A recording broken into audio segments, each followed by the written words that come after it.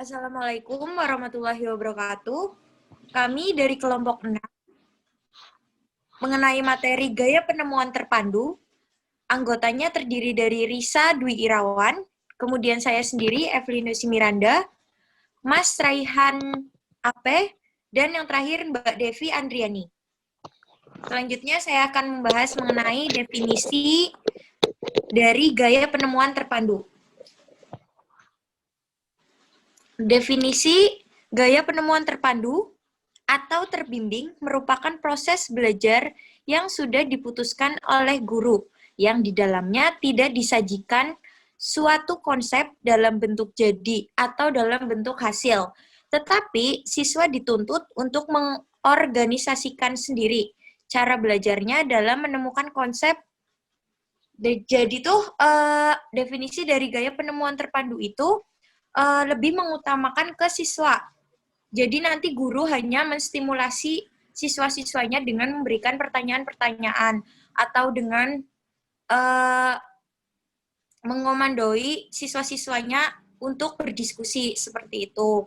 Nah, biasanya untuk mengetes berhasil atau tidaknya penemuan gaya terpadu ini biasanya dilihat dari seberapa paham peserta didik itu memahami konsep yang udah diberikan oleh guru tersebut.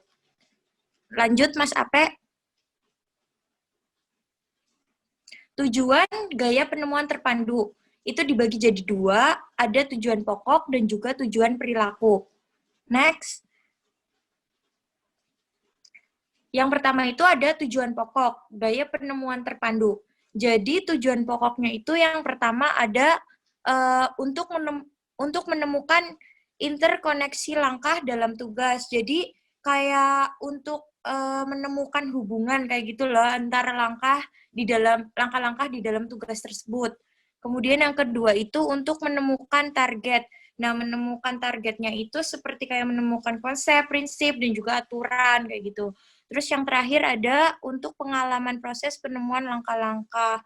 Nah, itu biasanya untuk mengembangkan keterampilan dari siswa itu sendiri, kayak mengembangkan keterampilan kognitifnya di diskusi tersebut yang sudah difasilitasi oleh guru. Lanjut, Mas Ape.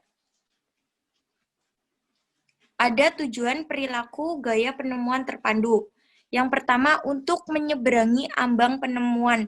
Maksudnya menyeberangi ambang penemuan itu untuk dapat siswa dapat melewati permasalahan yang ada kayak gitu loh, permasalahan yang sudah diberikan oleh guru. Kemudian yang kedua, untuk melibatkan pembelajaran dalam penemuan konsep dan prinsip yang bersifat konvergen.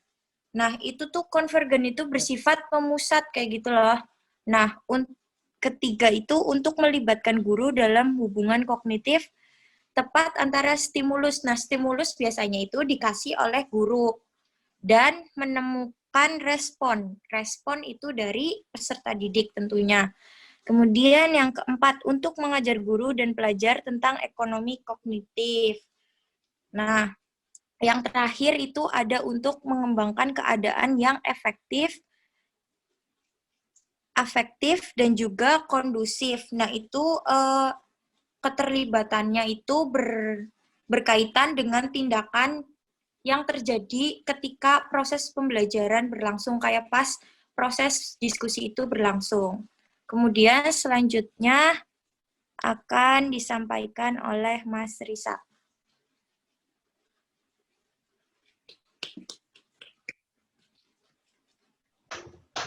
Oke, jadi dalam model pembelajaran gaya penemuan terpadu itu ada ciri dan karakteristik.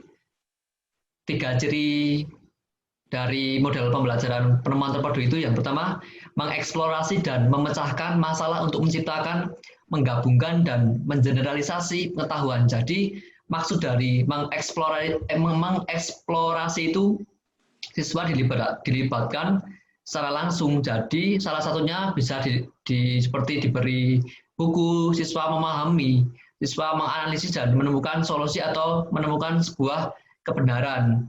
Misal siswa disuruh praktikum, siswa mengamati objek seperti itu, dan tentunya dalam pengamatan tersebut harus didampingi oleh guru. Guru di sini sebagai fasilitator atau pembimbing. Kemudian berpusat pada peserta didik. Maksud dari berpusat pada peserta didik adalah serangkaian usaha dari guru dan sekolah itu sendiri untuk memfasilitasi kepada peserta didik itu agar dalam proses berjalan dengan baik. Misal penyediaan sarana dan prasarana, model pembelajaran yang sesuai, dan kayak apa, peserta didik itu selalu diawasi dalam proses pembelajaran itu supaya pembelajaran itu tercapai tujuannya.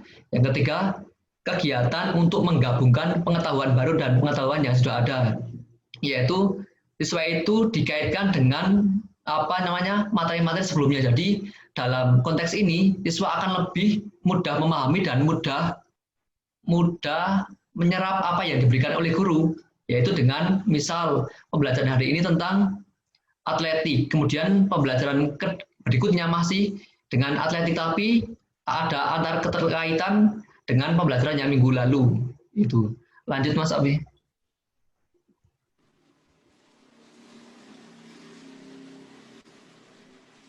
Oke, model pembelajaran ini mempunyai kurang lebih 3 karakteristik. Sebetulnya banyak karakteristik, tapi yang mewakili itu ada 3, yaitu peran guru sebagai pembimbing. Jadi di sini guru itu sebagai pembimbing atau fasilitator. Guru itu dalam pembelajarannya memberikan informasi, kemudian mengamati proses berlangsungnya proses pembelajaran tersebut.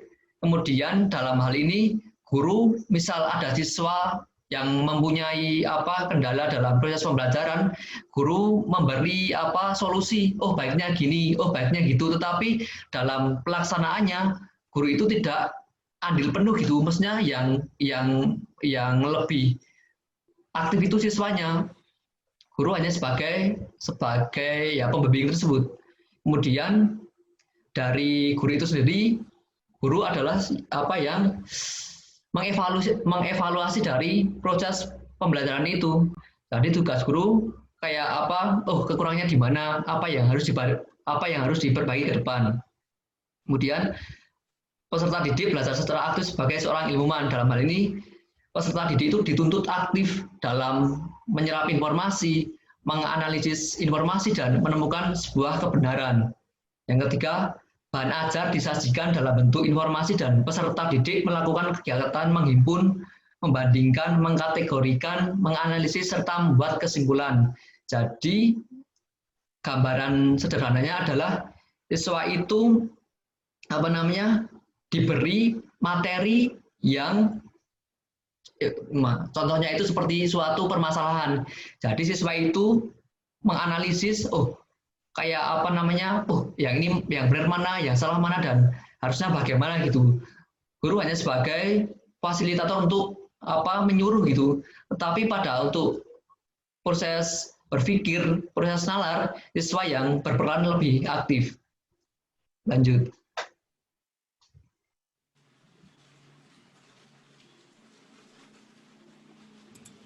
Aku ya.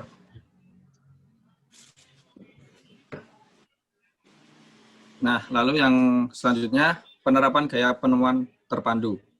Nah, dalam penemuan gaya terpandu ini, seperti yang Mas Risa bilang tadi itu kan gaya ini guru hanya sebagai pembimbing atau fasilitator.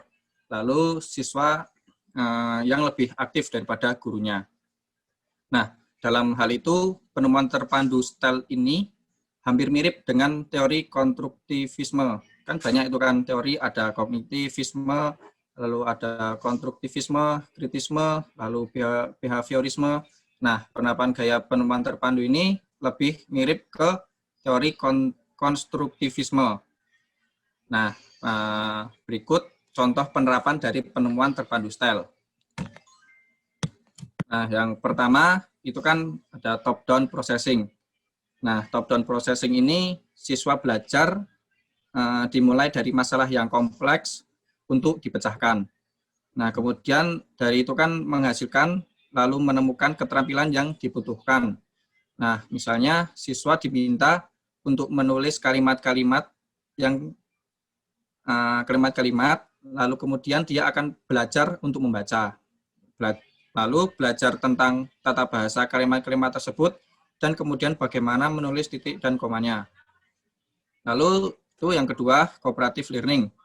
Ya, cooperative learning ini strategi yang digunakan untuk proses belajar mengajar, di mana siswa akan lebih mudah untuk menemukan secara komprehensif yang sulit jika mereka mendiskusikannya dengan siswa yang lain tentang masalah yang dihadapi.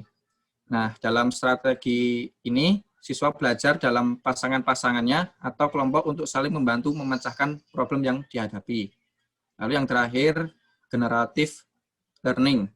Nah, strategi ini menekankan pada adanya integrasi yang aktif antara materi atau pengetahuan yang baru diperoleh dengan skemata. Nah, sehingga dengan menggunakan pendekatan ini, diharapkan siswa menjadi lebih melakukan proses adaptasi ketika menghadapi stimulus baru. Nah, selain itu, pendekatan ini mengajarkan metode yang untuk melakukan kegiatan mental saat belajar, seperti membuat pertanyaan, kesimpulan, analogi-analogi apa yang sedang dipelajari. Nah, itu kan tadi siswa lebih aktif. Jadi siswa harus melakukan kegiatan mental itu dan harus membuat pertanyaan, kesimpulan, dan analogi yang dihadapi oleh siswanya. Nah, lalu dalam pembelajaran ini contoh penerapannya yang nyata yaitu seperti yang dibilang Mas Risa, guru hanya sebagai fasilitator dan perannya bukan sebagai menyampaikan materi. Jadi, guru hanya memberikan tugas ke siswa, lalu siswa mengkonstruksi pengetahuan dalam konteks sosial dan kemudian akan menyesuaikan secara individual. Contohnya, yaitu guru memberikan tugas kepada siswa tentang mengapa seseorang yang berolahraga jantungnya akan berdetak lebih kencang dan nafas terengah-engah, lalu siswa akan mengkonstruktif tugas tersebut dengan cara mempraktekkan dan peran guru hanya sebagai fasilitator. Nah, jadi siswanya itu ya melakukan dengan cara lari berapa menit, lalu setelah itu dievaluasi kok bisa jantungnya tuh berdetak lebih kencang kok pas kita lari itu kenapa, dan bisa nafasnya terengah-engah itu kenapa. Nah, itu siswanya itu harus mencari sendiri, dan misalnya ada kesulitan atau apa, nah itu peran gurunya sebagai fasilitator. Jadi siswanya kalau misalnya kesusahan baru tanya ke gurunya. Namun guru menjelaskannya tidak terlalu detail, pasti akan menjelaskannya cuma simpel gitulah. Nanti siswanya akan lebih aktif kembali. Lalu selanjutnya Mbak Devi. Oke, terima kasih. Sebelumnya mohon maaf karena belum bisa open kamera karena terkait kendala sinyal. Oke, kelebihan dari gaya atau pembelajaran penemuan terpandu, kelebihannya yaitu pertama, siswa dapat berpartisipasi aktif dalam pembelajaran yang disajikan. Nah, dalam pembelajaran ini, guru diberikan peran hanya sebagai fasilitator saja, seperti yang telah dijelaskan oleh teman-teman sebelumnya.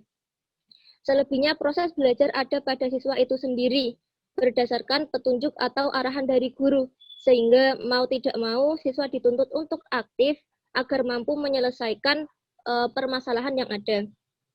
Kemudian yang kedua, menumbuhkan sekaligus menanamkan sikap inquiry atau mencari temukan. Nah, model ini mendorong siswa untuk berpikir sendiri, menganalisis sendiri, dan menemukan prinsip umum berdasarkan bahan atau data yang diberikan oleh guru. Yang ketiga, mendukung kemampuan problem solving siswa. Nah, belajar dengan model ini adalah belajar untuk menemukan di mana siswa dihadapkan dengan suatu masalah atau situasi, kemudian mencari jalan atau cara pemecahan masalah menggunakan kemampuan problem solving siswa. Dan secara perlahan, ia juga mengasah kemampuan problem solving-nya. Yang keempat, memberikan wahana interaksi antar siswa maupun siswa antar guru. Dengan demikian, siswa juga terlatih untuk menggunakan bahasa Indonesia yang baik dan benar. Nah, seperti misalnya pada penerapan saat pembelajaran model kelompok, di mana siswa saling berdiskusi, siswa saling sharing, siswa yang lebih lemah bertanya dan kemudian dijelaskan oleh siswa yang lebih pandai misalnya, dan bisa juga bertanya langsung kepada guru. Sehingga hal seperti inilah yang akan meningkatkan kemampuan berbahasa siswa. Kemudian yang kelima, lama membekas karena siswa dilibatkan dalam proses menemukannya. Nah, pengetahuan yang baru tentunya akan lebih melekat pada ingatan apabila siswa dilibatkan secara langsung dalam proses pemahaman dan mengonstruksi sendiri konsep atau pengetahuan yang dipelajari. Oke, selanjutnya. Kekurangannya, yaitu yang pertama, untuk materi tertentu, waktu yang tersita lebih lama. Nah, seperti yang dijelaskan awal, peran guru yang pada umumnya sebagai pemberi informasi, dalam model ini peran guru hanyalah sebagai fasilitator, motivator, dan pembimbing saja. Sehingga dalam pelaksanaannya akan memerlukan waktu yang lebih lama karena melibatkan peran siswa secara aktif. Yang kedua, tidak semua siswa dapat mengikuti pelajaran dengan cara ini. Di lapangan, beberapa siswa masih terbiasa dan mudah dimengerti dengan model ceramah. Nah, mungkin untuk siswa dengan kemampuan yang kurang baik dalam memahami materi, model ini sedikit menyulitkan karena dalam proses belajarnya siswa mencari sendiri jalan atau cara pemecahan masalah. Namun dengan penjelasan dari guru, maka akan mempermudah siswa untuk memahaminya. Yang ketiga, tidak semua topik cocok disampaikan dengan metode ini. Nah, metode ini lebih sesuai jika diterapkan pada pembelajaran atau materi yang bersifat prinsip, seperti pada mata pelajaran matematika, kimia, maupun fisika. Oke, mungkin seperti itu. Saya kembalikan kepada Mbak Evelyn. Baik, terima kasih teman-teman. Kemudian saya akan memberikan kesimpulan. Jadi kesimpulan dari gaya penemuan terpadu ini lebih mengutamakan siswa dan guru sebagai fasilitator yang bertujuan agar siswa dapat mengkonstruktivisme permasalahan yang diberikan oleh guru. Dan juga dari gaya penemuan terpadu ini bertujuan untuk dapat mengenalkan peserta didik bagaimana perbedaan-perbedaan kemampuan yang dimiliki oleh masing-masing individu. Seperti itu, agar masing-masing individu dapat membuat keputusan dengan baik dari topik yang telah diberikan oleh guru. Seperti itu. Terima kasih. Apakah ada tambahan dari teman-teman kelompok?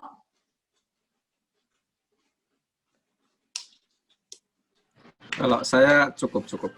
Sudah dijelaskan oleh Mbak Evelyn tadi, sangat terwakilkan. Baik, terima kasih semuanya.